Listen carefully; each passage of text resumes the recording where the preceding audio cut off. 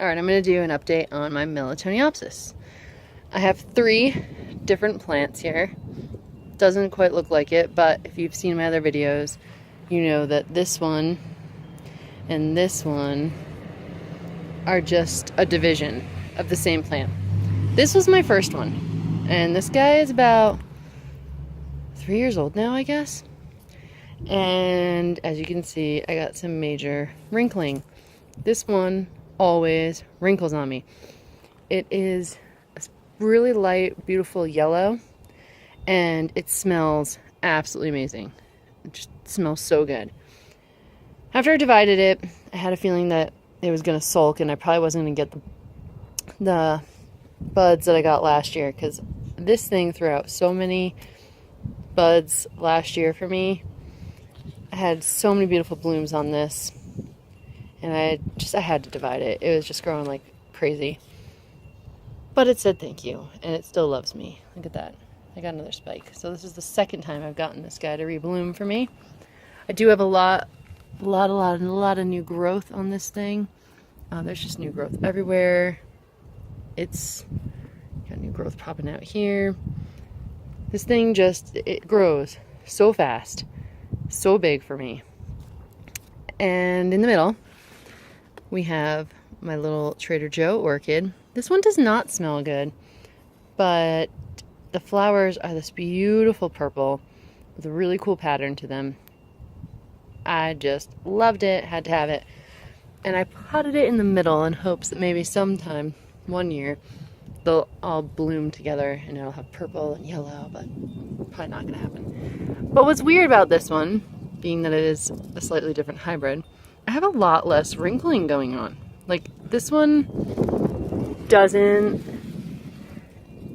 seem to be wrinkling as much in here. And since these two plants are planted in the same exact conditions and even in the same media, it'll be interesting to see how this one grows and how... See, there's new growth right there, wrinkly. I don't know. It's super weird. Miltoniopsis, the same yet different. Let's move on to another one. This one is my grocery store orchid. It was kind of more of an experiment orchid. I didn't really expect much from it. It didn't look like it was in the best shape when I got it. It kind of, ew, still doesn't look like it's in the best. Yep, see?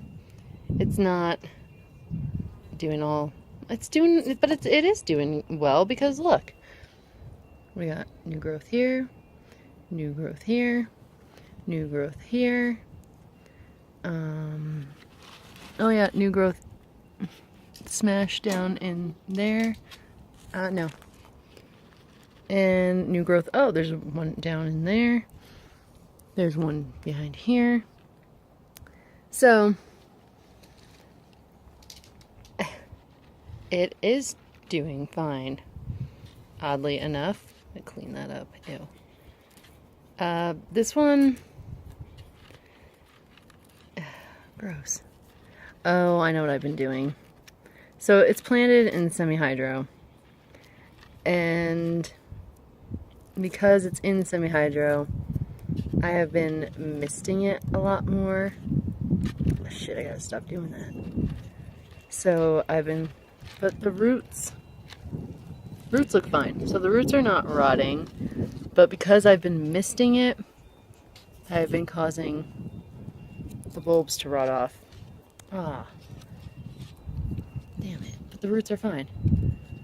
So as long as the roots are fine, who cares about the old bulbs? Yeah. Alright, well, is this one gonna go? Yep, another one. Like I said, this plant was not looking so hot when I got it. I really had very low expectations for this plant, but as you can see, these roots, I mean, they're a little grayish in color, but they look fine. So, just gonna clean up around areas. This is my first Miltoniopsis in semi-hydro. So that is an experiment alone. I'm gonna leave that bulb because I think that bulb could be feeding that baby. Yeah, I don't know. So this is my experiment plant. I am getting some wrinkling on this leaf, but not too bad. This one doesn't have any wrinkles. So already less wrinkles on this than this one has ever given me. This thing always wrinkles up like crazy.